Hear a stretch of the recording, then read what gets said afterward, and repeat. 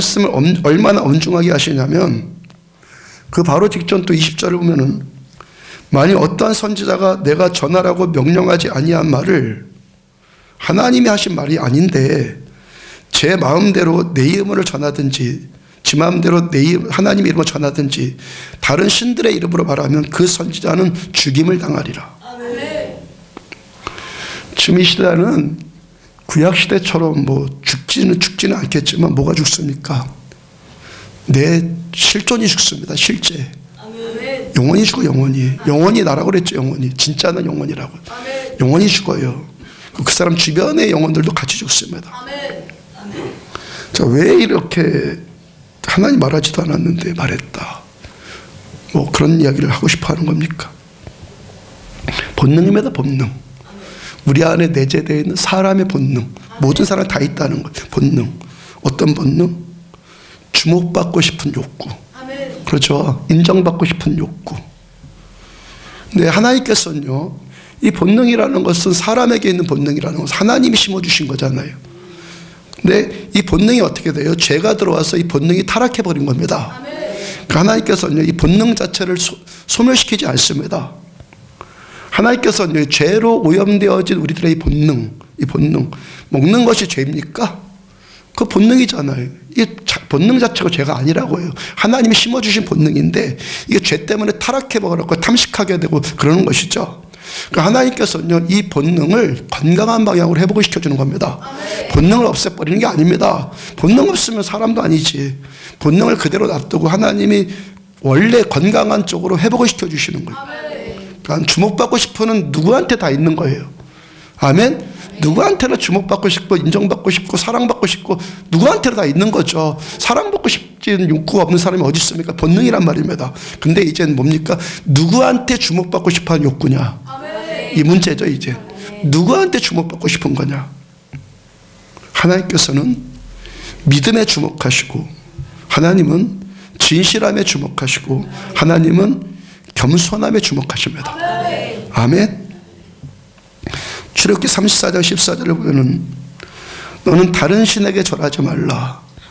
여호와는 질투라 이름하는 질투의 하나님이니라.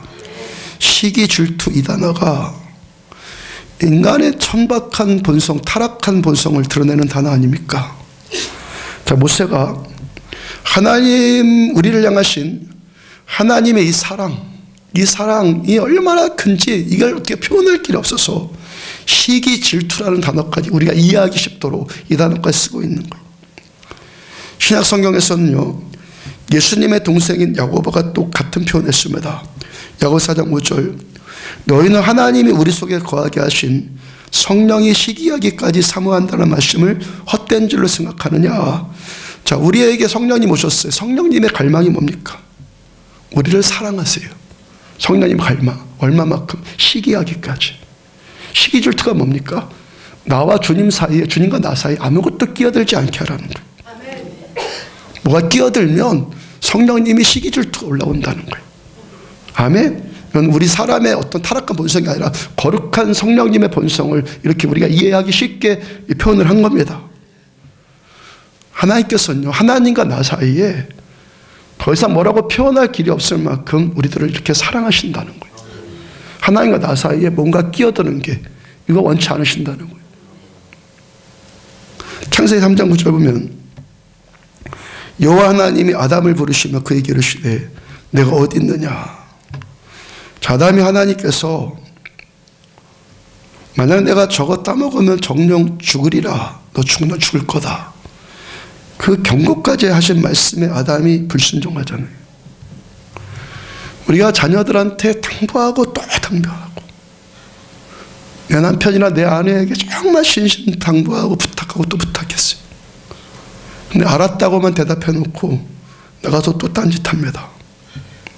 정말 부탁하고 당부했는데 알았다고 해놓고 나가서 딴짓해요. 그 기분 어떻겠습니까? 이런 아담을 향하신 하나님의 첫 말씀이 뭐라고 해요? 아담아, 너 어디 있느냐? 아멘. 야, 이 괘씸한 놈아, 이놈이 나를 무시해? 하나님 이렇게 반응하지 않으셨고 그 대신에 아담아, 이름 부르시고 아담을 찾으셨어요. 꼴 보기 싫다지 않고 아담 찾으셨어요. 하나님은 지금도 우리들을 이렇게 찾고 계십니다. 그 불같은 사랑 때문에. 아담의 7대손 이름이 에녹입니다. 아담이 930세까지 살았으니까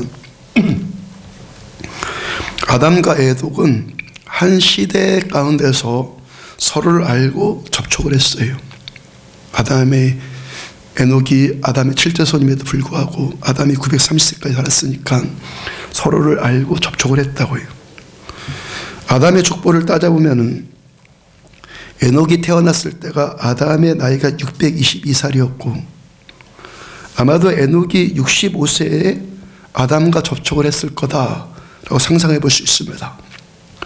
이렇게 유추하는 근거가 어디에서 나오냐면 창세기 5장 21절과 22절입니다. 에녹은 65세에 무드셀라를 낳았고 무드셀라를 낳은 후 300년을 하나님과 동행하며 자녀들을 낳았으며 에녹이 65세에 아들 무드셀라를 낳았는데 그 아들 낳은 다음에 300년을 하나님과 동행을 했다. 그리고 에녹이 그러면 그렇게 하나님과 동행할 수 있었던 근거, 하나님과 동행할 수 있었던 계기가 어디에 있었냐는 거예요. 에녹이 65세 때까지는 하나님과 별 관계없이 살았는데 왜 65세 이후에는 하나님을 알고 그 후에 300년 동안 하나님과 동행하면서 살았느냐, 이 문제이죠. 또 에녹이 태어났을 때의 정황을 보면은 당시 거의 대부분 모든 사람들은 다 불신앙이었어요. 그럼 왜 에녹만 하나님과 깊고 친밀한 관계를 누리면서 살았겠습니까? 에녹이 65세에 아담을 만났기 때문에. 아담이요, 비록 불순종해서 에덴 동산에서 쫓겨나긴 했는데 아담에게 평생 목마르고 그리웠던 것이 뭐겠어요? 에덴 동산에 있었을 때 아니겠어요? 낙원에 있었을 때.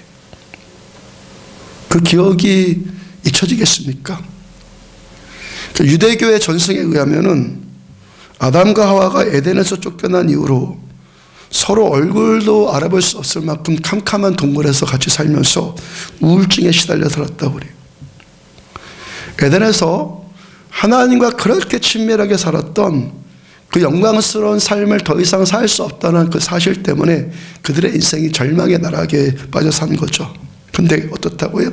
그들의 마음 한켠에는 에덴 동산에서 그 낙원에서 하나님과 깊고 친밀한 관계를 누렸던, 뭐라고 형용할 수 없을 만큼 행복한 것을 누렸던 그 그리움이 항상 있지 않았겠습니까? 어느 날 에녹이 아담을 찾아왔어요. 에녹이 아담 할아버지를 통해서 그때 이야기를 듣습니다. 아담 할아버지를 통해서 들은 그 복음, 에녹이 들은 그 복음을 통해서 에녹한테 어떤 갈망이 올라오는 겁니까? 나도 옛날에 우리 할아버지, 아담 할아버지가 누렸던 에덴을 나도 누리고 싶다. 그런 에덴이 있으면 나도 누리고 싶다. 나도 에덴을 회복하고 싶다. 그런 갈망이 올라온 거예요. 로마서 10장 17절, 그러므로 믿음은 들음에서 나며 들음은 그리스도의 말씀으로 말미암느니라. 믿음은 말씀을 듣는 겁니다.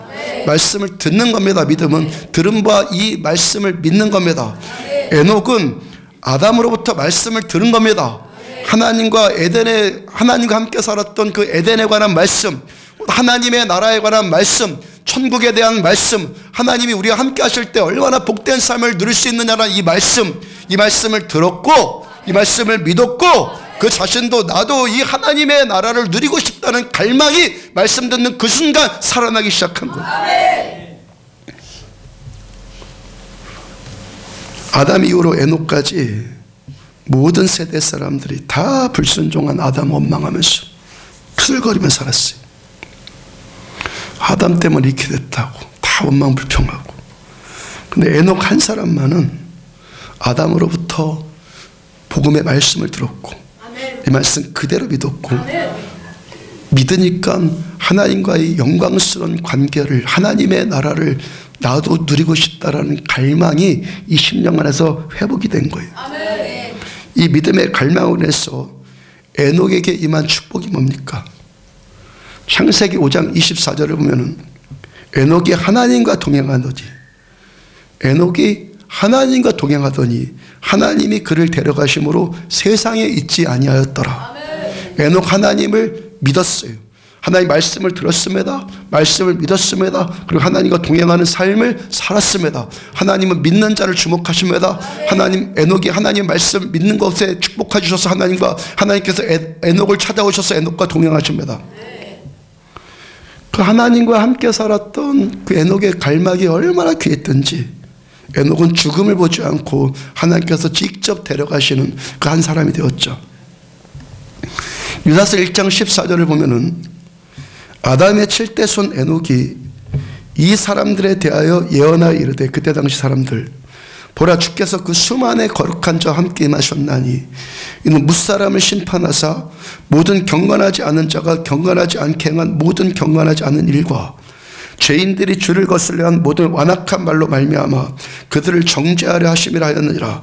이 사람들은 원망하는 자며 불만을 토하는 자며 그 정욕대로 행하는 자들이다. 에녹 시대의 대부분의 사람도 어떻다는 거예요? 다 주를 거슬러서 완악한 자들, 원망하는 자들, 불만을 토하는 자들, 그 정욕대로 행하는 자들. 그때 당시 에녹의 사명이 뭐였다는 겁니까? 그 당시 예언하는 사역, 선포하는 사역, 즉 선지자의 사역을 에녹이 감당을 했다는 거예요. 에녹은 그 불순종한 사람들을 향해서 하나님께서 심판하시는 것을 받고 그 심판을 에녹은 담대히 선포합니다. 근데 왜 하나님께서 그 에녹을 아직 365세밖에 안 되었을 때 데려가셨겠습니까? 그때 당시 노아의 홍수가 일어나기 전이니까, 노아의 홍수 일어나기 전에 지구상의 자연환경이 너무 좋았습니다. 최상이었습니다. 홍수에 위에 윗물이 쏟아졌다고 그랬죠. 궁창 아랫물과 궁창 윗물 창조하실 때 하나님께서 홍수 때 궁창 윗물이 지금 오존층만 최소한의 남겨놓고 다 쏟아진 겁니다. 그러니까 처음에 궁창 윗물이 있었을 때는 비닐하우스 온실 효과를 이렇게 나와서 지구상이 그 사는 사람이 동물 동식물이 사는 게 최적의 상태였어요. 그러니까 수명들이 이렇게 길었던 거예요. 그때는 평균 연령이 보통 700~800세였으니까 에녹은 365세 살았으니까 하나님의 일찍 부르심 받은 거죠. 그러면 왜 하나님께서 일찍 데려가셨냔 말이에요. 에녹은 하나님과 깊이 동행한 사람이었고 그로 인해서 하나님을 기쁘시게 해드렸기 때문에. 히브리서 11장 5절, 믿음으로 에녹은 죽음을 보지 않고 옮겨졌으니 하나님을 기쁘시게 하는 자라 하는 증거를 받았느니라. 에녹의 어떤 면이 하나님을 기쁘시게 해드리는 겁니까? 에녹은 믿음으로 하나님을 기쁘시게 해드렸어요. 왜? 그 세대 사람들이 다 패역한 자들이 하나님 믿지 않아. 근데 에녹은 하나님 믿어. 그들이 뭐라고 하든 말든 하나님의 말씀을 담대하게 선포해. 에녹은 아담으로부터 들은 하나님의 이 말씀을 믿었고 이 믿음으로 아멘 말씀을 들었습니다. 말씀을 믿습니다. 하나님 믿음을 기뻐하신다니까요. 이 믿음으로 하나님을 기쁘시게 하는 증거를 받은 거예요. 여러분, 우리 하나님을 기쁘시게 해드릴 수 있는 것, 하나님의 주목을 받는 것, 아멘. 사람의 본능 안에 주목받고 싶은 욕구가 있다고 그랬죠. 자, 우리가 하나님께 주목받는 것은 오직 하나 뭡니까? 믿음. 믿음으로 하나님께 주목받는 거예요. 아멘. 우리 하나님의 말씀을 믿고 이 말씀 그대로 나를 사랑하여 주시는 하나님의 사랑을 또 믿습니다. 우리를 시기하기까지 사랑하시는 이 하나님의 사랑, 이 사랑이 어느 날부터 막 느껴지기 시작합니다. 이 사랑에 감동되기 시작합니다. 그럼 나도 하나님에게 사랑으로 반응하기 시작합니다. 하나님께서 오늘도 지금도 우리에게 원하시는 것은 어떤 일이 아닙니다. 다음 주에 태국에 선교 갑니다. 그 일이 아닙니다. 거기 가서 일한다 그런 거 아닙니다. 하나님의 목마름입니다. 그것만 원합니다. 뭐 하나님이 일을 못하셔서 능력이 없으셔서 뭐 일을 우리한테 시키십니까? 하나님이 원하시는 것은 이 모든 일들을 통해서 하나님이 필요하다는 걸 우리가 알기 때문에, 하나님 당신이 함께 해주셔야지만 된다는 걸 알기 때문에 하나님 한 분만 향한 갈망을 원하시는 겁니다. 사랑하고 사랑받고 주목하고 주목받아야지만 만족한 우리들의 인생 본능이, 이 주목함과 이 사랑이 어디를 향해서 초점 맞춰줘야 된다는 겁니까? 여러분들 곁에 사람들, 주변 것들 더욱 사랑하십시오. 근데 우선순위는 아닙니다. 가장 우선순위는 하나님이에요. 하나님이에요. 창세기 17장 1절 보면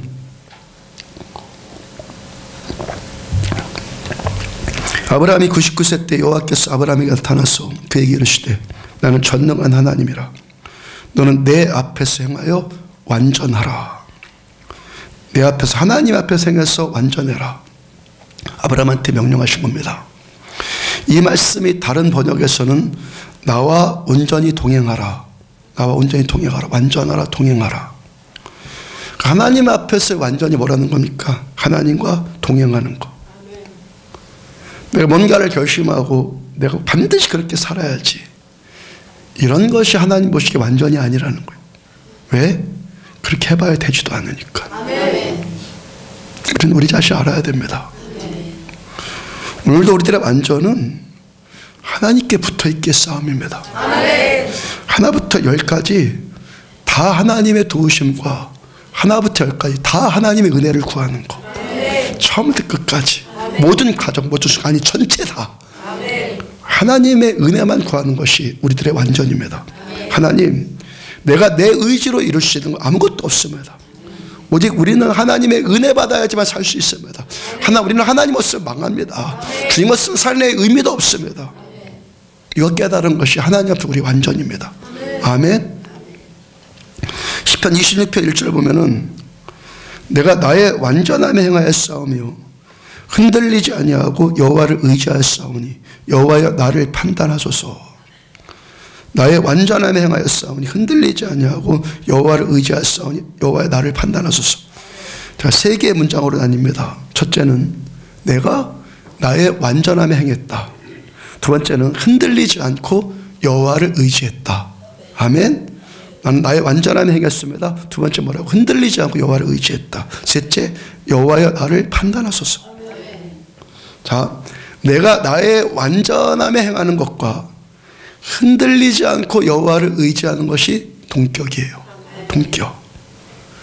우리의 완전함이 뭡니까?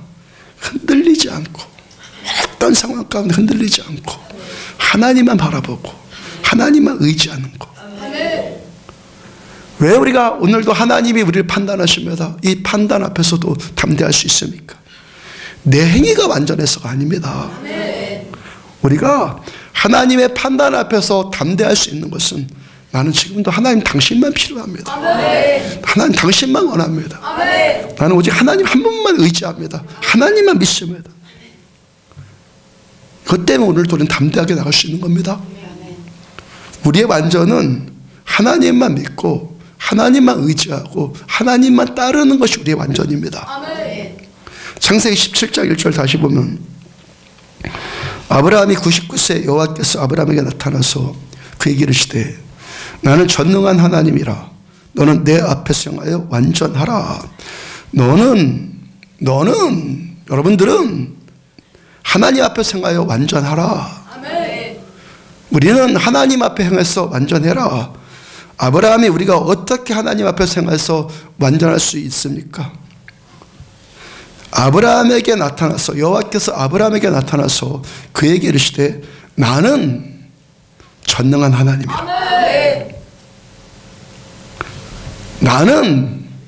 하나님은 전능하신 하나님이시기 때문에 우리가 하나님 앞에서 완전할 수 있는 거예요. 나 때문이 아니라, 나는 전능하신 하나님이기 때문에, 우리 때문이 아니라 하나님은 나는 전능하신 여호와다. 그러므로 너는 내 앞에서 완전해라. 하나님 전능하신 하나님이시기 때문에 우리 하나님 앞에서 완전할 수 있는 거예요. 창세기 17장의 말씀 언젠가 최근에도 설교해 드렸죠. 17장의 이 말씀이 어떤 말씀이었습니까? 아브라함이 할례 받는 이야기죠. 자, 아브라함이 지금까지의 소원이 아들 낳는 거고 이제 나이가 99세입니다. 남성으로서의 기능이 다 소멸되었어요. 아들은 낳고 싶 평생 소원인데 99살이나 되었고 남성으로서의 기능 다 소멸됐어요. 거기다가 아직 아브라함이 할례에 대해서 뭐가 뭔지 몰라요. 아브라함은 할례가 뭔지 몰라요. 아브라함의 상황에서 아브라함의 그 상황입니다. 우리는 할례가 뭔지 다 아는데 아브라함은 그게 잘 뭔지 몰라요. 그냥 그렇게 하라고 하니까 한 겁니다. 그러니까 아브라함의 상황에서는 칼로 이걸 더 도려내려고 하니까 그렇지 않아도 99살이나 먹어갖고 남성의 기능이 다 소멸돼 버린 것 같은데 칼로 도려내라고 하니까 다 망가뜨려 놓는 것 같은 그런 생각 든 것 아니겠어요? 아멘? 이 할례가 이렇게 깨달아지는 겁니다. 아브라함의 상황으로 들어가야 되는 겁니다. 우리 상황으로 할례했다고 완전해지면 할례 받으면 하나가 다 완전하겠네.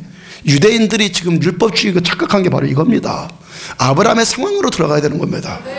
99세에서 남성으로서의 기능이 다 멈춰버렸는데 거기다가 칼로 그냥 다 도려내버리라고 하니까 더 망가뜨려 놓는구나 하나님이. 문제의 근원은 여러분 문제의 근원은 아브라함 우리의 어떤 상황, 나의 처지, 나의 가능성, 내가 뭐 젊다 아니면 내가 99세다 내가 힘이 있다 내가 없다 이런 거 아니에요. 이게 문제의 본질이 아니에요. 문제의 본질은 내 하나님이 전능하신 하나님이라는 거예요. 너 그렇게 해도 너한테 아들 주실 줄로 믿느냐? 이걸 물어본 거야 하나님께 할례는. 이걸 물어본 거. 너 이렇게 다 해도 내가 너한테 아들 줄 줄 믿느냐? 나는 전능한 하나님이야. 이거 물어보신 거예요. 문제의 근원은 나에게 있는 거 아니래요. 전능하신 하나님께만 있는 겁니다. 이것이 믿음입니다. 그래서 죽자 살자 우리 하나님께 매달리는 거예요. 죽자 살자.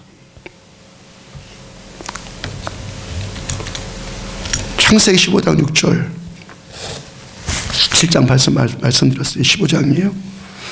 아브라함이 여호와를 믿으니 여호와께서 이를 그의 의로 여기시니 믿으니 의로 여기시고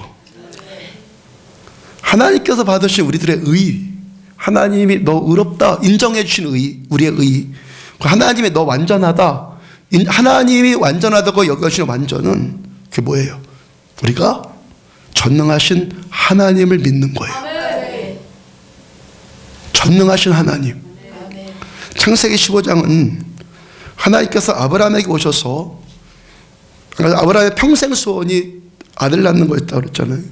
그 아들을 통해서 후손을 약속해 주시고 그 아브라함의 후손 그 씨를 통해서 하늘의 뭇별을 셀 수 없을 만큼 그 자손들을 주시겠다 이 약속을 주신 거잖아요. 아브라함이 하나님의 그 말씀을 믿는단 말입니다. 나는 지금 아들도 없는데 나는 계속 늙어만 가고 있는데 하나님 오셔서 나한테 말씀해 주셨습니다. 전능하신 하나님이 오셔서 말씀 주셨습니다. 너가 너 후손을 통해 너 씨를 통해서 하늘의 뭇별처럼 내 자손이 맑게 할 것이다. 아브라함 그 말씀 그대로 믿습니다. 하나님 나한테 아들도 지금 없는데 하나님 내가 이렇게 늙어만 가고 있는데 어떻게 일이 가능하겠습니다. 따지지 않고 사람의 논리 사람의 합리 내 계산 들이대지 않고 하나님의 말씀이니까 나 그대로 믿습니다. 왜? 내 하나님은 전능하신 하나님이니까 그대로 믿습니다. 하나님께서 아브라함의 그 믿음을 보시고 아브라함의 의로 여기시고 하나님께서 우리의 믿음을 보시고 우리를 의롭다고 여겨주신 증거 내 믿음이 너 진짜다 그리고 너 의롭다 그렇게 해주신 증거가 뭡니까? 하나님께서 말씀하신 대로 그대로 이루신다는 거예요. 증언이 있습니다. 성취가 나타납니다. 효험이 나타납니다. 말씀 들었습니다. 예 아멘 했었는데 그 말씀 그대로 됩니다. 아멘. 시간이 흘렀어요. 창세기 17장에서 아브라함이 99세가 되었죠. 다시 17장으로 가요. 20년 정도, 17년에서 20년 정도 흐른 거예요. 그 사이에 하나님께서 모셔가지고 또 자손을 주시겠다. 15장에서 하늘의 물결처럼 주겠다. 99세가 돼서 이젠 그냥 다 망가져 버렸는데 또 주시겠다고 말씀하시고 이번엔 이제 할례를 또 명하는 할례까지. 그 15장과 그 17장 사이에 16장에 무슨 일이 있었냐면 무슨 일이 있었죠? 아브라함이 사례를 통해서 임신이 안 되니까 하나님이 15장에서 너 씨를 통해서 준다. 사례를 통해서 준다. 너 씨가 하늘의 별같이 많다. 그 분명히 말씀하셨는데 시간이 흘러도 안 되거든요. 그래서 아브라함이 사라의 여종인 하갈을 취해서 아들을 낳아요. 그가 이스마엘이고 지금 이슬람 족속들, 이슬람의 후예들이에요. 아브라함이 창세기 16장에서 하나님 앞에서 어떻게 해요? 자기 행위의 의로움이 완전히 깨져버린 거죠. 아멘? 말씀 그대로 못 믿고 하갈 취하고 이스마엘 낳았잖아요. 행위의 의로움, 사람의 행위의 의로움이 하나님과 철저하게 박살나버린 거예요. 그런데 하나님께서 그 아브라함 보시고 15장에서는 의롭다고 하셨고 17장에서는 완전하다고 하셨단 말이에요. 그러니까 15장의 의로움, 17장의 완전함 그 사이에 뭐가 끼어있는 형태입니까? 꼭 우리의 불완전함이 샌드위치 되어 있는 상태. 의로움과 완전함 사이에 우리의 불완전함이 샌드위치 되어 있는 상태잖아요, 지금.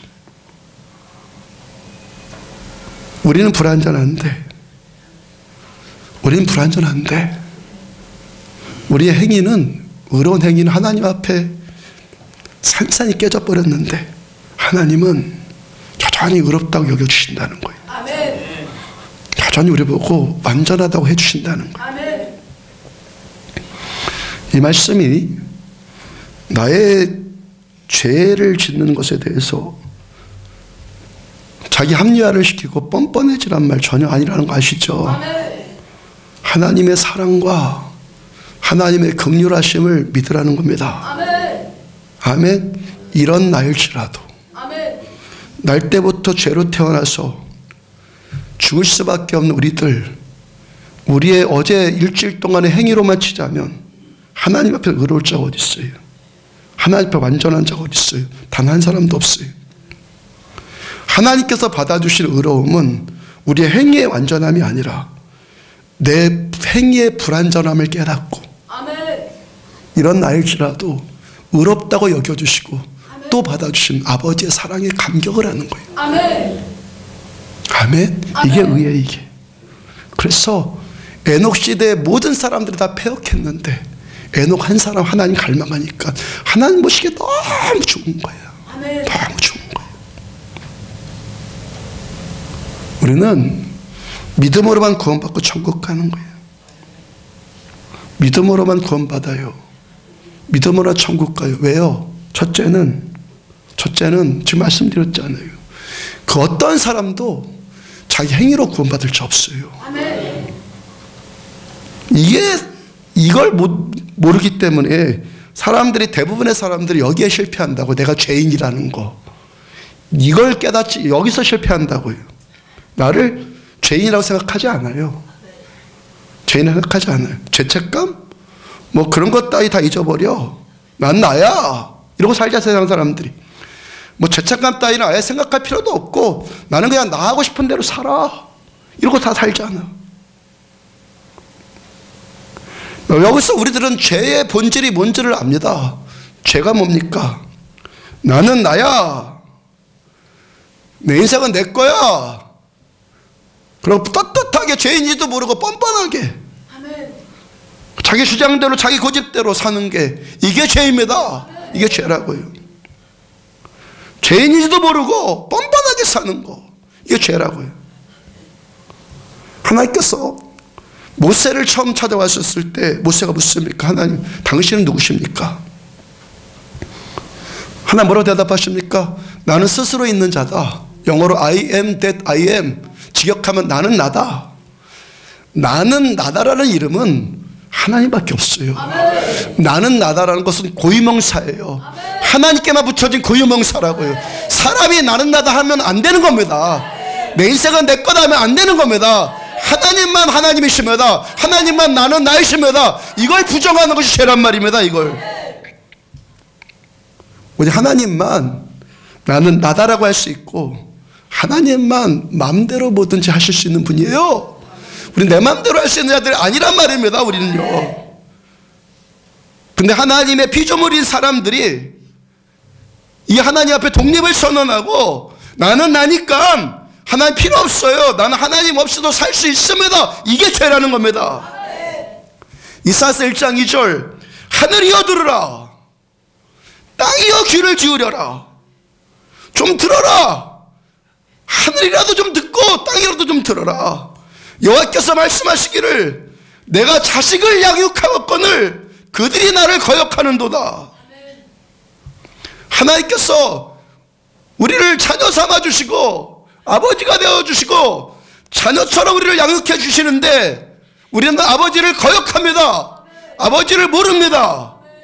3절 소는 그 임자를 알고 나귀는 그 주인의 구유를 알건만은 이스라엘은 나를 알지 못하고 나의 백성이 깨닫지 못하는도다. 죄는 뭡니까? 자기 주인이 누구인지를 모르는 겁니다.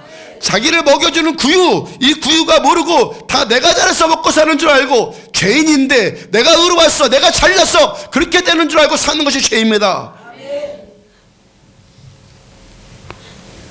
믿음으로만 구원받는 둘째 이유는, 그래서 믿음으로 구원받는 둘째 이유는, 그래서 아버지 하나님께서 아버지니까 이런 자식들 여전히 사랑하신다는 거예요.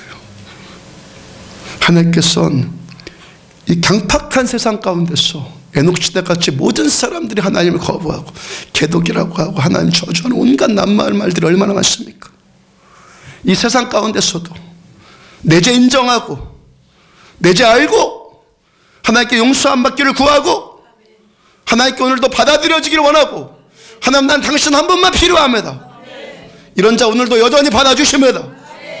아버지의 이 은혜, 아버지의 사랑을 믿는 자가 그래서 구원받는 겁니다.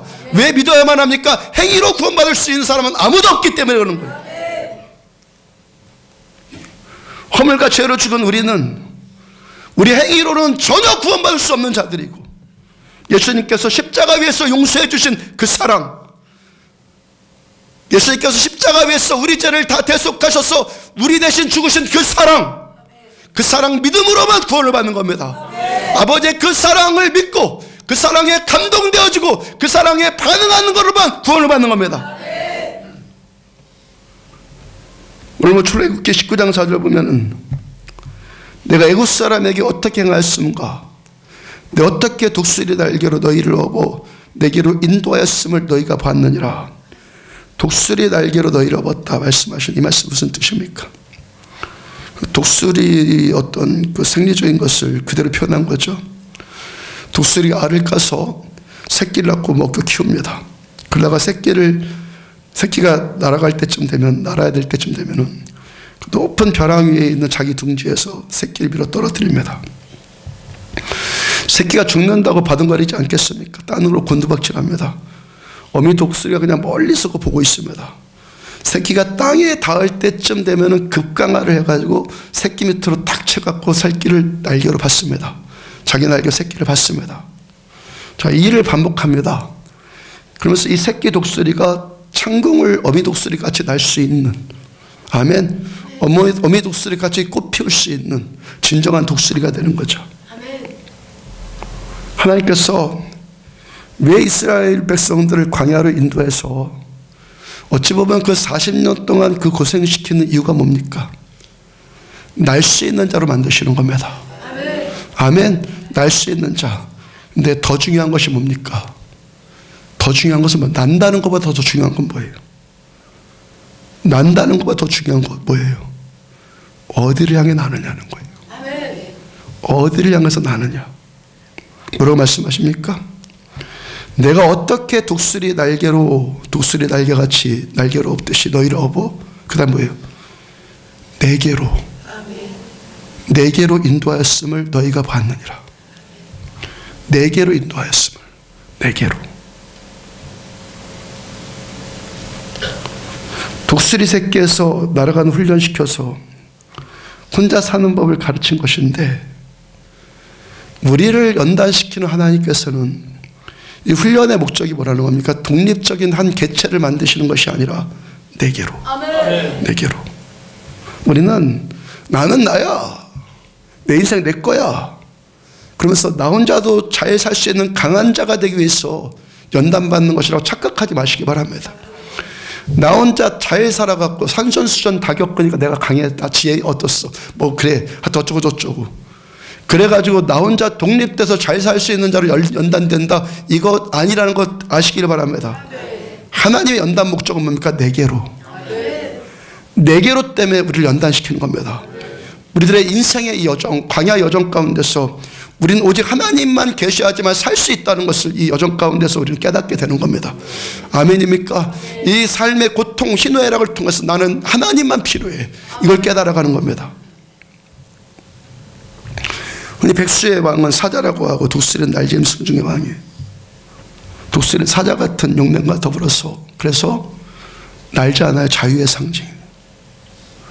창공을 활활 나는 독수리가 얼마나 자유롭게 보입니까? 우리 하나님의 백성들의 자유함, 우리의 자유함이 뭡니까?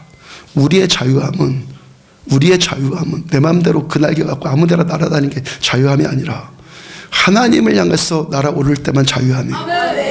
내게로 하나님을 향해서 나를 때만 자유함이라. 하나님께서 우리에게 어떤 기적을 보이든지 아니면 혹독한 광야를 건너게 하든지 형통케 하시든지 고통을 주시든지 이 모든 하나님의 목적은 뭡니까? 내게로. 우리가 겪는 모든 일들을 통해서 내게로. 여호수아 17장은 금요 심야 기도회 때 묵상했던 말씀이에요. 요셉 집하고 요셉의 아들들인 에브라임과 므낫세에게 땅을 배분하는데 더 구체적인 내용을 기록하고 있습니다. 쭉 말씀 보면 기업을 주므로 분깃이 돌아갔으니 자손들에게 속하였더라. 소유가 이르리니, 땅을 줘 소유가 이르고 기업을 주고 분깃이 돌아가고, 그러면서 기분 좋게 땅 나눠주는 얘기가 계속되는가 싶더니 끄트머리에서 3000% 빠집니다. 12절을 보면은 그러나 잘 나가다가 그러나 므낫세 자손이 그 성읍들의 주민을 쫓아내지 못하며 가나안 족속이 결심하고 그 땅에 거주하였더니 므낫세 자손이 그들에게 기업으로 주어진 이 땅을 완전히 정복하지를 못했는데 그 이유는 뭐라고요? 그 성읍들의 원주민을 쫓아내지 못해서 결국에 가나안 족속과 이스라엘 족속이 그 땅에서 함께 거주합니다. 지금도 예루살렘이 네 구역으로 분할되어 있죠. 그 조그만 예루살렘 거기가 네 구역으로 분할되어 있습니다. 한 구역은 유대인들 지역이고, 한 구역은 기독교인들 지역이고, 한 구역은 아르메니아인들 지역이고, 한 지역은 회교도 지역이에요. 거기서 이 예루살렘 그 네 종족들이, 거기서 예루살렘에서 그 네 종족들이 서로가 예루살렘이 자기네 땅이라고 주장하지도 못하면서도, 그러면서도 또 신경전은 또 속으로 다 버리고 그러면서 그냥 그렇게 살고 있습니다. 본래는 예루살렘이 어디 땅이에요? 본래는 누구 땅이에요? 저는 말씀드렸잖아요. 유대인들 땅인. 왜요? 땅의 주인이 유대인들한테 주셨잖아요. 땅 주인이 이 땅은 너희 땅이 하셨잖아요. 온 땅에 주신 전능하신 하나님, 만왕의 왕이신 우주 만물의 창조자이시고 땅과 하늘의 창조이신 우리 하나님께서 이 땅은 너희 땅이야, 너희 가져. 그러면 그 땅 내 땅이잖아요. 그러니까 그 땅은 뭡니까? 유대인들의 땅이고, 이제까지 살고 있었던 원주민들은 누구예요? 불법 거주자들이죠. 허락받지 않고 그냥 살고 있었던 거예요. 근데 이들이 들어가서 그걸 취해야 되는데 그 가나안 원주민들을 쫓아내지 못했고 자기 땅으로 취하지를 못했기 때문에 지금도 네 종족들이 그 좁은 땅덩어리 예루살렘 땅을 해서 네 종족이나 지금 신경전 벌이고 있다고요. 16절을 보면은 요셉 자손이 이르되 그 산지는 우리에게 넉넉하지도 못하고 골짜기 땅에 거주하는 모든 가나안 족속에게는 베스안과 그 마을들에 거주하는 자이든지 이스라엘 골짜기에 거주하는 자이든지 다 철병거가 있나이다. 쫓아내지 못할 이유 되고 있는 거예요. 골짜기에 있는 지형이잖아요. 정복하기 어렵잖아요. 험난하잖아요. 거기다 그들은 다 철병거로 탱크로 다 무장되어 있어요. 최적예병이에요. 왜 지금 못한다고 하고 있습니까? 지형이 너무 험난해요. 저들이 너무 강해요. 현실 탓이에요. 환경 탓이에요. 남 탓이에요. 내가 박복해서 없는 탓이에요. 내가 재수 없어갖고 이런 자인 탓이에요. 다 그런 탓이에요. 그럼 13절 이스라엘 자손이 강성한 후에야 가나안 족속에게 노역을 시켰고 다 쫓아내지 아니하였더라. 이번에는 쫓아내지 않아요. 그전에 쫓아내지 못했는데 이제는 쫓아내지를 않습니다. 이스라엘 자손이 강성해졌습니다. 쫓아낼 수 있음에도 불구하고 쫓아내지 않아요. 쫓아내지 않은 이유가 뭡니까? 가나안 원주민들을 종처럼 부리면서 그들한테 노역을 시킬 수 있기 때문에 그들을 재산으로 쓰려고. 이들이 지금은 종인데 좀 후에 사사기로 가면요 이스라엘에게 계속 고통을 주는 옆구리 가시가 됩니다. 여러분 우리가 겪는 고통의 문제가 어디 있습니까? 십자가를 진다는 소리 함부로 하지 말라고 그랬죠. 다 십자가 아니에요. 다 내 연약함 때문에 그래요. 죄 때문에 그래요. 다 착각하면 안 됩니다. 우리가 겪는 고통의 문제는 다 나 때문에 그런 거예요. 하나는 뭐예요? 못한 거예요. 하나는 안 한 거예요. 못하는 것은 뭐 때문에요? 내 잘못 인정할 줄 모르고 다 환경 탓, 현실 탓, 남 탓. 그러니까 못한다고 그러는 거예요. 안 하는 것은 뭐예요? 내 입맛에 맞지 않으니까 하기 싫어요. 내 판단, 내 이익, 내 계산에 맞지 않아요. 그래서 안 해요. 이겁니다. 그리고 죄는 곧 뭐라고요? 죄는 나입니다. 어떤 행위 이전에 나 자체가 죄입니다. 나라는 것 자체가 죄라고요. 우리는 죄 지어서 죄이기 전에 여전히 나한테 집중하고 있는 그건 내가 죄란 말이에요. 내가 죄라고요. 14절 보면은 요셉 자손이 여호수아에게 말하 이르되 여호와께서 지금까지 내게 복을 주심으로 내가 큰 민족이 되었거늘 당시 나의 기업을 위하여 한 제비 한 분깃으로만 내게 주시면 어찌함이니까. 얘들이 못한다고 그러고 안 한다고 그러는 본질적인 이유에 그것도요. 못해요. 안 해요. 왜 못한다고 왜 안 한다고 합니까? 그 본질적인 이유. 얘들이 쫓아내지 못했잖아요. 쫓아내지 않았잖아요. 그럼 부끄러워하고 회개해야 될 텐데 오히려 여호수아한테 와갖고 왜 조금 줬냐고 따집니다. 적반하장도 유분수입니다. 준 것도 차지하지 못해놓고 왜 조금밖에 안 줬냐고 따집니다. 준 것도 누리지를 못하고 준 것도 열매 맺게 잘 가꾸지도 못하면서 왜 나한테는 조금만 줬냐고 원망불평 늘어놓기 시작합니다. 그리고 그렇게 하는 이유가 뭡니까? 이들의 마음 안에 뭐가 있어요? 여호와께서 지금까지 내게 복을 주심으로 내가 큰 민족이 되었거늘. 이거 쉽게 말하면 뭐예요? 나를 잘 모셔야지. 하나님께서 요셉 자손들인 우리들을 복 주셔서 이렇게 잘 된 건데 나를 잘 알아줘야지. 우리 아버지 요셉 때문에 우리 거지가 되었던 너희 형제들이 다 살게 됐잖아. 우리 아버지 요셉이 애고 총리가 되고 너희가 다 우리 아버지 요셉을 버렸는데 그럼에도 불구하고 아버지가 너희 용서하고 너희들에게 살게 되었잖아. 그러니까 나를 인정해 줘야지. 내가 잘했고 내가 열심히 했고 내가 이렇게 수고해서 이렇게 됐으니까 나를 잘 대접해 줘야지. 나한테 주목해 줘야지. 나를 인정해 줘야지. 이 말이죠. 이건 뭐예요? 이것도 여전히 나예요. 여전히 나라고요. 자기중심적인 교만함, 자기중심적인 교만함, 나 하고 있는 이 나가 못하게 만드는 것입니다. 나가 안 하게 만드는 것입니다. 우리 자기중심적인 이기시험이 환경 탓하게 만들고 밤낮 남 탓하게 만들고 아니면 자기 고집, 자기 판단, 자기 이익, 자기 재미 이런 것만 붙들고 살게 만드는 것입니다. 결국 내 발목 잡는 것이 뭐라고요? 남 탓이 아니란 말입니다. 환경이 아니란 말입니다. 마귀 탓도 아닙니다.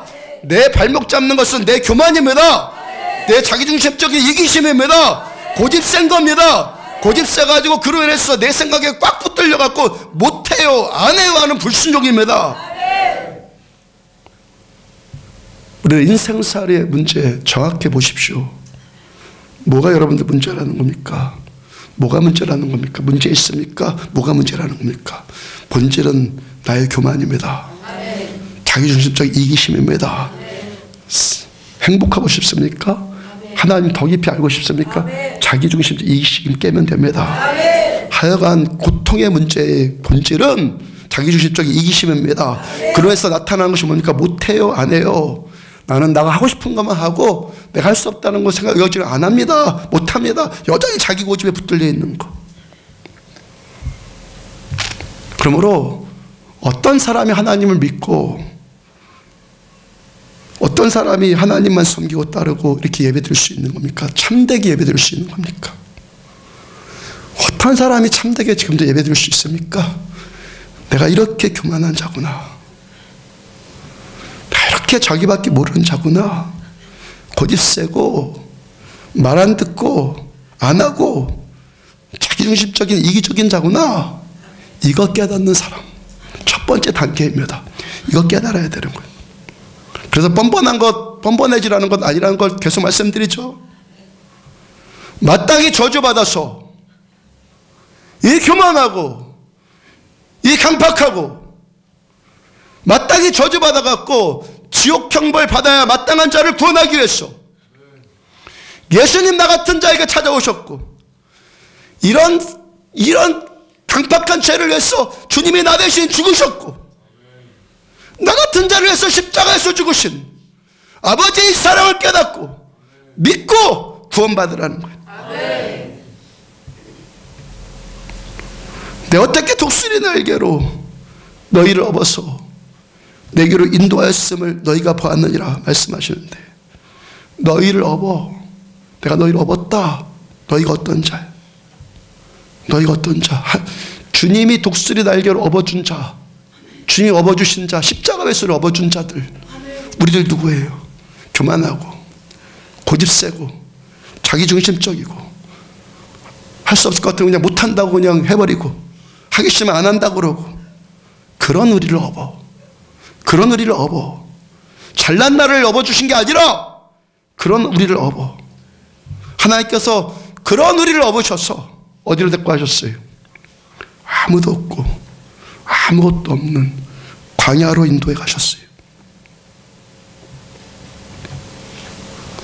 다시 여호수아 17장 15절 보면은 여호수아가 그들에게 이르되 삼림에 올라가서 스스로 개척하라. 18절 비록 삼림이라도 너가 개척하라. 우리들의 문제는 뭐냐고요? 문제의 본질을 잘 깨달으십시오. 뿌리로 계속 내려가면 본질이 뭐라고요? 내 교만, 자기 중심적인 거, 이기심, 나밖에 모르는 거. 그래서 그로 인해서 하나님의 말씀 듣지 않고 누구 말도 안 듣는 이 고집스러움, 그래서 못해요, 안 해요 하는 거, 이게 우리들의 문제라는 겁니다. 문제의 뿌리입니다. 문제의 원인입니다, 이것이. 그런데 이런 우리를 끝까지 버리지 않으시고 살려주시고 우리를 다시 회복시키시기 위한 우리 아버지의 방법이 뭐라는 것입니까? 광야에 세우는 것이고, 우리를 업어서 광야에다 내려놓는 것이고, 개척하게 하시는 겁니다. 지난 주일에 고백드린 것처럼 저는 하나님께서 은혜 주셔서 개척하게 하신 은혜를 저는 안다고요. 15년 전에 우리 교회 개척할 당시에 제 옆에 사람도 없고 가진 것도 없고 준비해 놓은 것도 없고 아무것도 없어요. 이 광야길과 이 사막길 같은 모래밭 위에 나밖에 없는 것 같아요. 하나님 저한테 믿음 주셨잖아요. 하나님 외에는 살 길 없으니까, 아무것도 없으니까, 하나님 외에는 살 길 없으니까 하나님만 찾고 하나님만 바라보고 하나님 나한테 은혜 주셔야지만 사니까 이 개척이라는 광야에서 이것이 회복되기 시작한 거예요. 하나님을 찾고 하나님만 바라보려니까 하나님께 나가는데 장애물 되는 것들, 이거 벗어버릴 수밖에 없고. 왜? 하나님이 나를 붙들어 오셔야지만 살 수 있으니까. 하나님이 오시는데 방해되는 장애물들 벗어버려야 되고, 지금까지 하나님 외에 의지했던 그런 거추장스러운 것들, 그런 것들 다 벗어버려야 되고. 못해요, 안 해요, 그러면 하나님께 나갈 길 없으니까 하나님 할게요, 하나님 할 수 있습니다, 그러면서 고집스러운 자아들이 꺾이기 시작하고. 몇 개월 전에 LA에서 목회하시다가 탈진되어서 한국에 오셨던 길에 우리 교회 소문 듣고 여기 오셔서 2박 3일 동안 우리 교회에서 함께 예배드리고 가신 김 목사님 계시잖아요. 그 목사님 가시면서 저한테 하신 말씀이 뭐라고 그랬습니까? 목사님, 믿음으로만 된다는 것을 보고 갑니다. 오직 믿음으로만 된다는 것을 제가 보고 갑니다. 그 고백하셨다고 그랬죠. 저에게 그런 고백 들을 만한 오직 한 가지 근거가 있다면, 내가 어떻게 독수리 날개로 너를 업어 내게로 인도하였음을 너희가 봤느니라. 나 같은 자 사랑하여 주시고, 저 같은 자 택해 주시고, 찾아와 주시고, 구원하여 주시고, 버리지 않으시고, 지금도 끝까지 사랑하여 주셔서 독수리 날개로 저를 업어서 하나님께로 내게로 인도하신 하나님의 은혜 때문에만 이런 일들이 성립되는 거죠. 여러분들의 삶이 사방팔방 다 막힌 것 같고, 의지할 때도 없고, 누구한테 도움 청할 때도 없고, 어디 가서 하소연할 때도 없고, 누가 알아주는 사람도 없고, 이런 시기 겪고 있다면 원망불평하지 말고, 남 탓하지 말고, 독수리 날개로 업어서 내게로, 주님께로 인도하시는 아버지의 은혜와 사랑을 깨달으시기 바랍니다. 아멘. 아무도 할 말 없어. 어디 의지할 데도 없고 알아주는 데도 없어. 하나님이 알아주셔요. 하나님 보고 계세요. 하나님이 들으세요. 나 외에는 아무것도 없는 광야 같은 상황, 개척할 수밖에 없는 상황, 그 허벌판 위에서 벌거벗은 것 같은 그런 황량함을 느낄 때, 지금껏 주목받고 싶어서 뒤집어 썼던 모든 포장들, 아멘, 주목받고 싶어서 뒤집어 썼던 이 포장들을 다 벗어버리고, 이 껍데기들을 다 벗어버리고, 이런 것들이 얼마나 거추장스러웠던 것들 말씀 앞에서 깨닫고, 내 실존이 어떤지, 하나님 없으면 도저히 살 수 없는 나의 실존을 깨달으시란 말이에요. 내가 얼마나 교만한 자이고, 내가 얼마나 헛된 자이고, 얼마나 포장하고 살았고, 그래서 나는 나다 하면서 누구 말도 듣지 않고, 내가 하고 싶으면 하고, 하기 싫으면 안 하고, 할 수 있을 것 같으면 하고, 할 수 없을 것 같으면 안 하고, 이런 고집스러운 자아들을 보시란 말입니다. 그리고 나에게는 하나님밖에 없어요.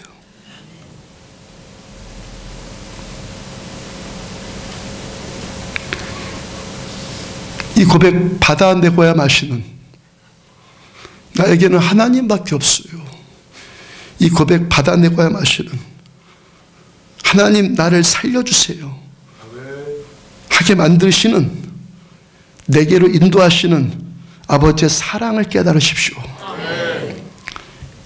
그렇게 고집세고 거역하는 나 같은 죄인 여전히 버리지 않으시고, 나 같은 자 꽃 피워주기 위해서 십자가 위에서 거름되어 주신 예수님의 희생과 예수님의 사랑을 깨달으십시오. 나 살리기 위해서 죽으신 주님,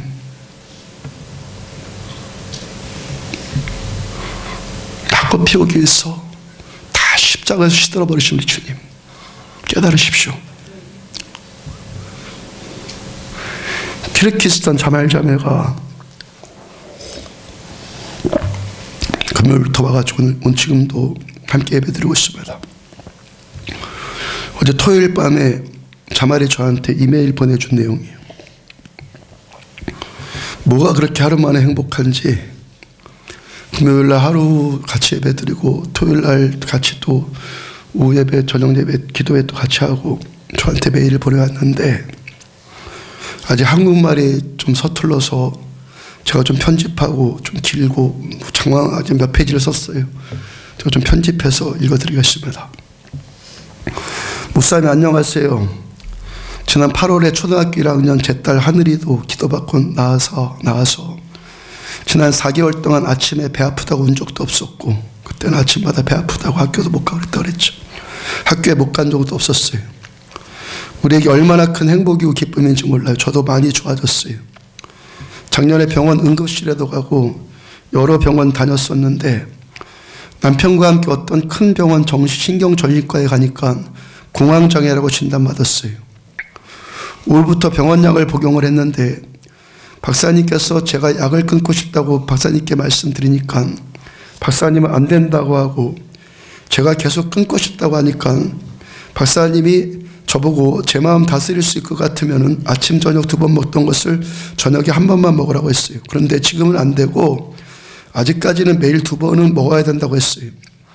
박사님 허락 없이 12월 6일부터 아침약을 먹지 않고 저녁에만 먹고 있어요.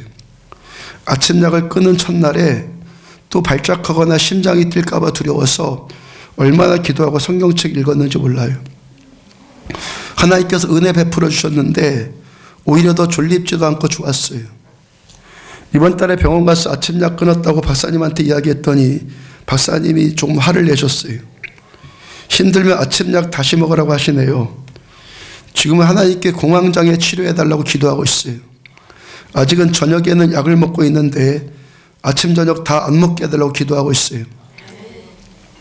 이 병이 3년 전부터 시작되었는데 아프니까 하나님께 회개하고 다시 하나님을 찾기 시작했어요. 아프니까. 그 전에 절망감에 붙들려서 교회 가도 은혜도 못 받고 취직하고 바빠서 교회도 제대로 못 가고 기도도 건성건성하고 성경도 대충 읽었어요. 여름에 발작이 시작되었는데 강릉 장로님께서 오라고 하셔서 우리 김 장로님 오라고 하셔서 작년 8월부터 주말에 서울에서 강릉까지 오게 되었잖아요. 지금도 모두들 물어보던 것이 왜 꼭 강릉까지 가느냐고 해요. 작년 8월에 교회 도착해서 8월에 처음 왔었잖아요. 4년인가 5년 만에 8월에 교회 도착해서 2층 본당으로 올라오는 순간부터 성령님께서 저를 만져주시는 것이 느껴졌어요. 너무 놀라운 일이었어요. 그때서부터 항상 눈물 나요. 언제 이 눈물이 그칠런지 모르겠어요. 하나님이 저를 고쳐주고 계세요. 이제 아프고 고통스러우니까 이제는 아프고 고통스러우니까 그제서야 하나님 찾는 제 자신 보면서 나는 참 간사한 죄인 같다는 생각이 들어요. 2주일 전에 주일 예배 드리면서 설교 듣는 중에 여기 와서요. 설교 듣는 중에 눈물이 나고 몸이 떨리기를 시작하는데 제가 제 몸을 감당할 수가 없었어요. 거기다가 양쪽 귀에서 이제까지 들어보지 못했던 너무 무서운 소리가 들리는데 아주 큰 비명소리가 들렸어요. 세상에서 제가 들어본 비명소리가 아니었어요. 목사님께서 기도해 주시고 쓰러질 때 제가 손으로 귀를 막았던 기억나고 어떤 악한 것이 비명 지르면서 제 몸에서 나가는 것 같았어요. 목사님 맞죠? 제가 너무 놀랐어요. 저 어떤 악한 것이 떠나가는 것에 대해서 저한테 목사님 맞죠? 한 거죠. 2주일 전에 주일날 2주일 전 그때 그 사건이 있었을 때 그 전날 토요일에 남편과 심하게 싸우고 주일에 강릉에 온 건데 예배 끝나고 KTX 타고 서울 가는 길에 핸드폰 확인해 보니까 남편에게 문자가 와 있었어요. 남편이 저한테 미안하다고 써놨어요. 시간이 오후 1시 54분이던데 우리가 예배 막 끝날 시간이어서 또 놀랐어요. 남편과 결혼하고 한국에 와서 8년 동안 싸우면서 또 싸우지 않으려고 노력하는데도 좋아지질 않아요. 그 이유를 목사님 설교 듣다가 깨달았는데 우리 힘으로 하려고 하니까 안 된다는 것을 알았어요.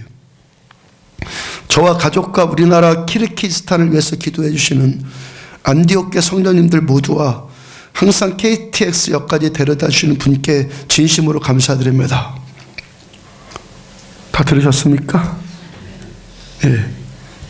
지난주에 오셨던 제 사촌 누님들 가운데 셋째 누님께서 7년 전에 17살 아들을 먼저 보내시고 공황장애를 앓아왔다고 하지 않았습니까? 제가 공황장애를 심하게 앓는 경우로 지난주에 누님을 처음 경험한 겁니다. 자말이 공황장애였다는 것도 어제 메일을 통해서 저도 알았습니다. 제가 지난주에 누님께서 공황장애를 치유받는 과정 보면서, 지난주에도 저는 몰랐거든요. 누님이 공황장애였다는 것. 나중에 들어서 한 거고. 공황장애가 치유받는 과정 보면서요, 금요일날 심야 예배 중에 제가 안수를 해드리는데, 그때 어떤 느낌이 들었냐면, 공황장애인지 모르고 하여튼 안수를 해드리는데, 축사가 되는 것 같네. 축사하려고 한 건 아닌데 안수해드렸는데 축사가 되는 것 같네, 그런 생각이 들었고, 짧게나마 제 경험으로 알게 된 것이 공황장애란 이 병, 어제 자말과 또 제 누이를 통해서 공황장애라는 이 병 제가 알게 된 것은, 이 병은 영적인 병이에요. 영적인 병. 우울증, 이것도 같은 병이에요. 영적인 병이에요. 우리 어떤 극심한 고통의 문제를 겪어요. 고통이 왔어요. 고통이 왔을 때 믿음으로 반응하거나 나의 건강함으로 반응하지 못하잖아요. 고통이 너무 크니까 믿음으로 반응을 못해요. 건강하게 반응 못해요. 그때 좀 원망불평하고 두려움에 빠지고 미움이나 극도의 외로움이나 분노나 이런 감정들을 용납을 합니다. 다 그럴 것 같아요. 그렇죠? 공황장애에 대해서 아시는 분들은 다 이래서 이런 감정들을 받아들이면서 이 병에 걸리는 것 같습니다. 그리고 이런 죄의 감정들이죠. 용납을 합니다. 이 연약함을 틈타서 그 연약한 그 죄의 감정들을 내가 용납을 할 때 귀신도 같이 들어오는 거예요. 아멘? 그러니까 우리들 감정 조절을 잘해야 되는 겁니다. 잘 방어하셔야 되는 겁니다. 믿음으로 반응을 해야지. 그럼 분노나 원망불평이나 미움이나 어떤 극도의 외로움이나 그런 감정을 받아들이면 그거 따라 들어옵니다. 그걸 들어오는데 같이 따라 들어온다고요. 성경에 그 연약함을 틈타서 악령이 들어오고, 악령이 뭡니까? 그 심령을 계속 죽여나가는 거죠. 죽이는 겁니다. 성경에 예수님께서 오시니까 귀신들이 비명 지르고 떠나갔다. 예수님이 가까이 오시니까 귀신들이 비명 지르고 떠났다고 말씀하시는데, 2주 전에 자말도 그 일을 경험한 것 같습니다. 자말도. 우리는요, 이게 공황장애다, 원인이 뭐다, 이유가 뭐다, 이런 거 복잡하게 다 몰라도 상관없습니다. 아멘? 아무것도 몰랐으니까 이런 거 몰라도 상관없습니다. 그냥 성령의 임재 가운데만 있으면 됩니다. 주님만 계시면 되는 겁니다. 내게로, 주님께로만 가면 되는 겁니다. 주님만 우리 함께 하시면 악령이 쫓겨납니다. 고통이 치유받습니다. 묶인 것들이 자유함을 얻습니다.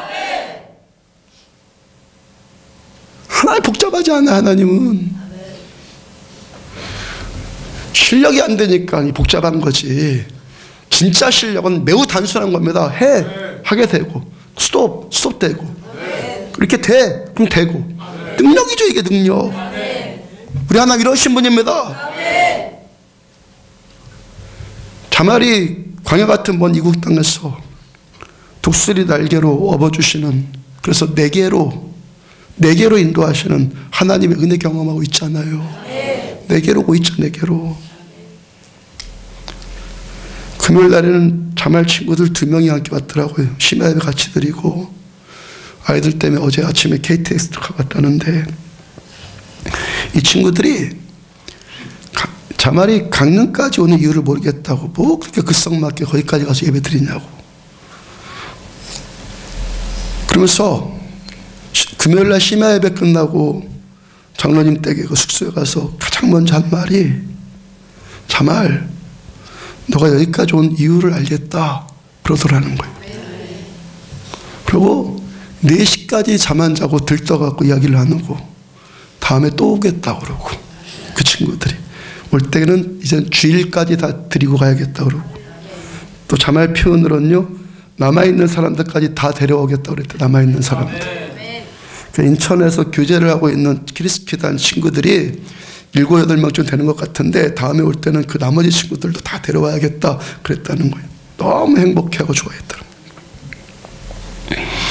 지난주 오셨던 제 누이들도 처음에 별로 기도하지 않고 왔는데 이바사님이 함께 예배 드리면서 기대를 훨씬 뛰어넘어서 너무 잘했다고 고백했다고 그랬잖아요. 은혜에 대한 감격이 회복되어지고, 아멘. 아담으로부터 잃어버린 에덴이 회복되어지고, 공황장애도 치유받고, 문제에 대해서 어떤 문제에 대해서 계속 고민이었는데 그 문제에 대해서 응답도 받으시고. 요한복음 1장 46절 보면 나다나엘이 이르되 나사렛에서 무슨 선한 것이 날 수 있느냐. 빌립이 이르되 와서 봐라. 나사렛, 우리나라로 치자면 강릉 같은 곳이죠. 그 총구석이에요. 그런 데서 뭔 선한 것이 나냐. 빌립이 뭐라고요? 와서 봐라. 긴 설명 필요 없다고요. 복잡하지 않아요. 와봐, 그냥 와봐. 단순한 겁니다. 시편 34편 8절 너희는 여호와의 선하심을 맛보알지어다. 그에게 피하는 자는 다 복이 있도다. 하나님께서 우리 교회를 맛볼 수 있는 교회로 써주시는데, 아멘.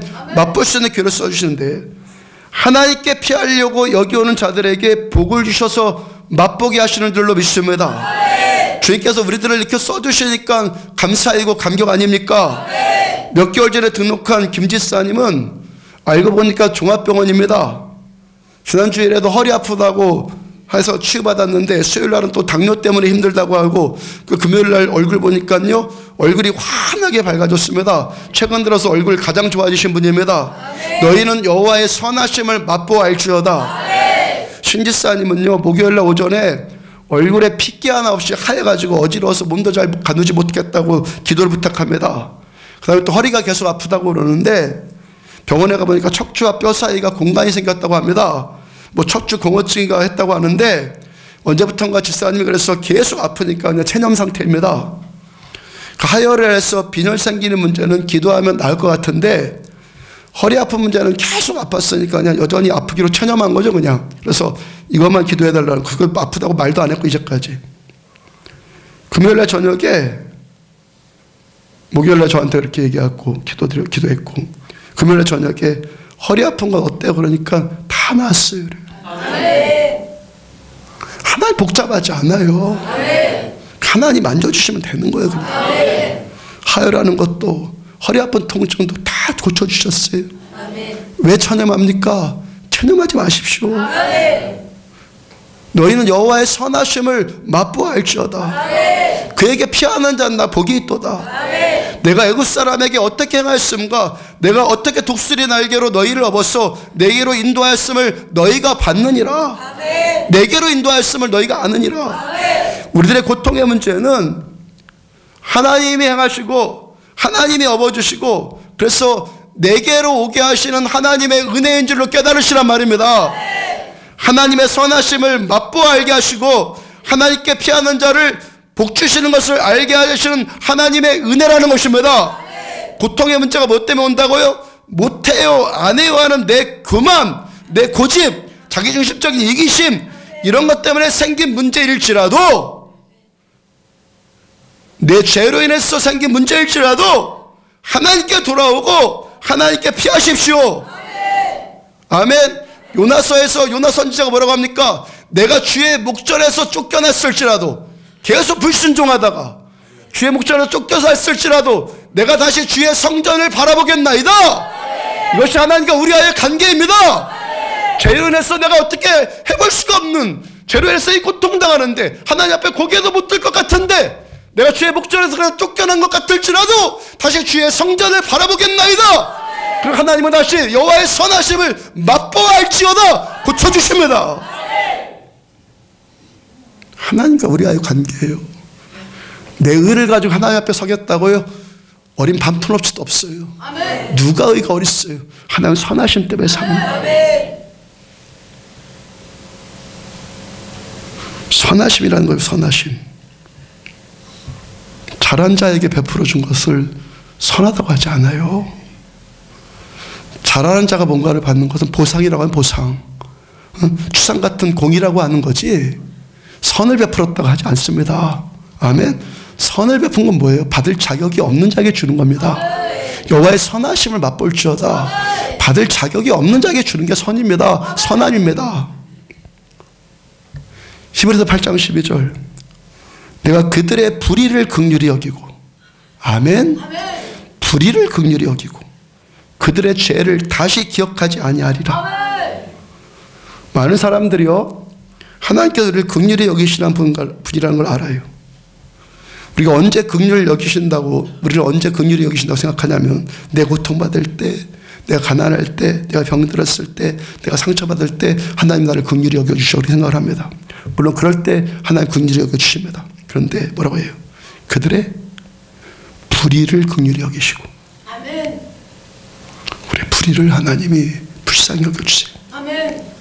우리가 불순종할 때 고집쓸 때 죄 졌을 때 그래서 인생 안 풀리고 고통당하고 죄로 인해서 눌리고 기쁨 잃었을 때 그때도 여전히 하나님 우리에게 선하세요. 아멘. 하나님께서는 우리가 의롭지만 그렇지만 가난하고 못 살아서 불쌍히 여기는 분 아니라는 거예요. 아멘. 우리가 불의할 때 불쌍히 여겨주세요. 아멘. 우리가 불순종할 때도 우리는 하나님 앞에 여전히 귀한 자들이에요. 아멘. 자식이니까 아멘. 아들이니까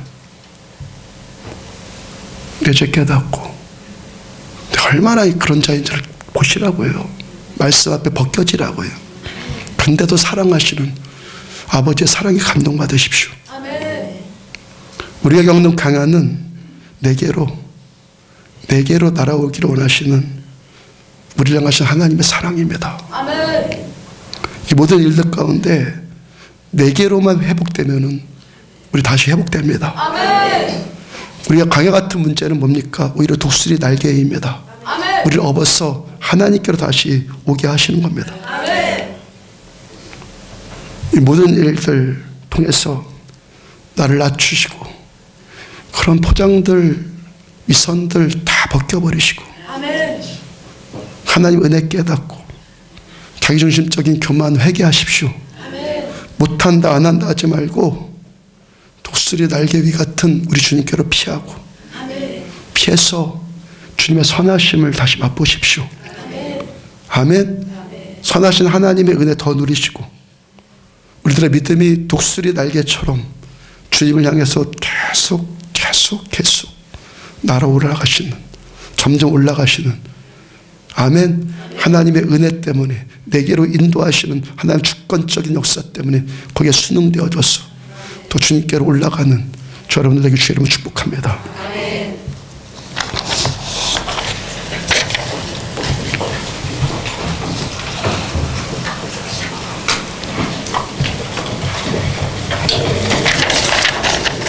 주 사랑이 나를 숨쉬게 이 코드로 찬양합시다.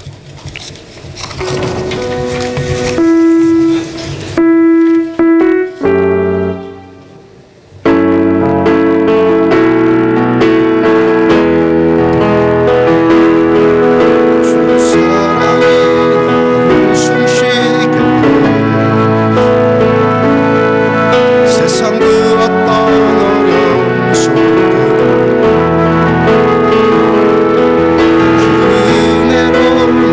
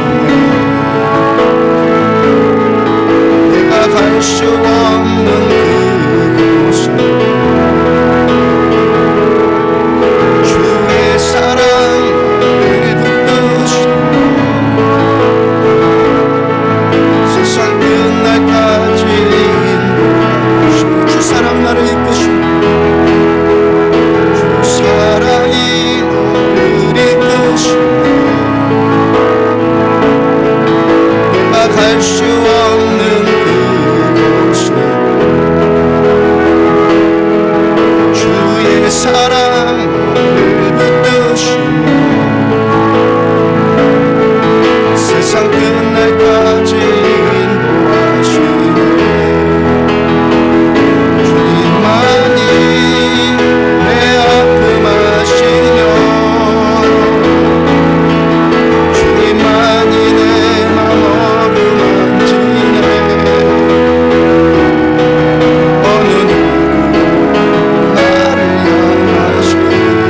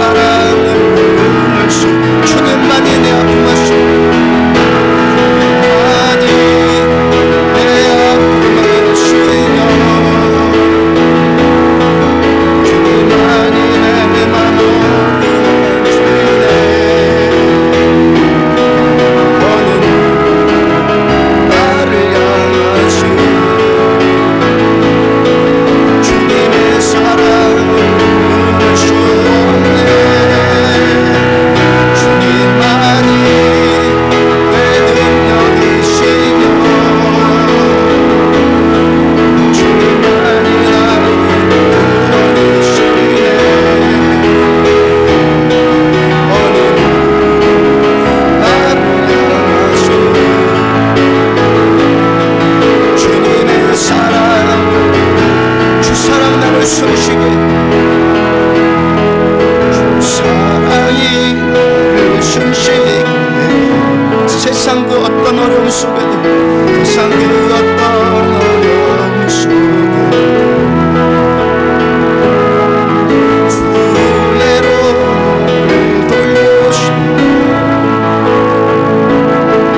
세상 끝날까지 지켜주시고 사랑이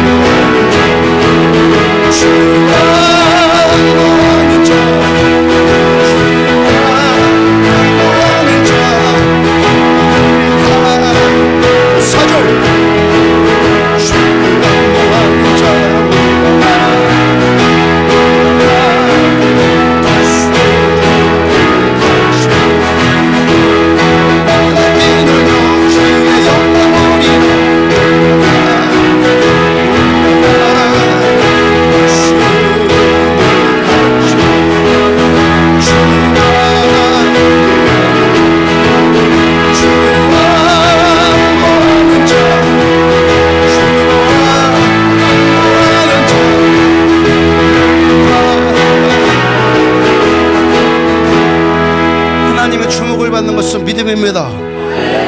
오직 믿음으로만 하나님을 기쁘시게 합니다. 하나님은 말씀하시고 우리는 듣고 그 말씀 그대로 믿고 하나님 따르기로 결단합니다. 우리가 겪는 모든 일들 독수리 날개 위임을 믿습니다. 내게로 인도하시는, 내가 겪는 모든 일들을 통해서 하나님께로 이끄시는 독수리의 날개 위인 줄로 믿습니다. 원망불평하지 않겠습니다. 못한다 하지 않겠습니다. 안 한다 하지 않겠습니다. 믿음으로 반응하겠습니다. 전능하신 하나님 때문에, 나 때문이 아니라 아브라함이 때문이 아니라 전능하신 하나님 때문에 된다. 하나님 때문에 된다. 주여 삼창하시기를 한 목소리 함께 기도합니다. 주여, 주여, 주여.